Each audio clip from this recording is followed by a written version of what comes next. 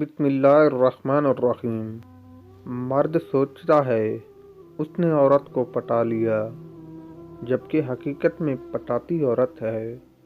عورت کی رضامندی کے بغیر اسے پٹانا تو درکنار، دوسری نظر دیکھنا بھی ناممکن ہے۔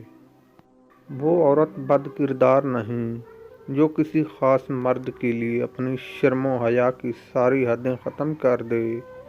بد کردار وہ ہوتی ہے جو ہر مرد کو اس قابل سمجھ لے۔ سعادت منٹو کہتا ہے، مجھے عورت کو دیکھ کر بہت دکھ ہوتا ہے جب وہ اپنے کردار پر لگے داغ کو مٹانے کے لیے داڑھی نہیں رکھ سکتی۔ عورت کو اپنے لیے بے قرار کرنا ہے تو اسے ایک بار عزت دے کر دیکھیں۔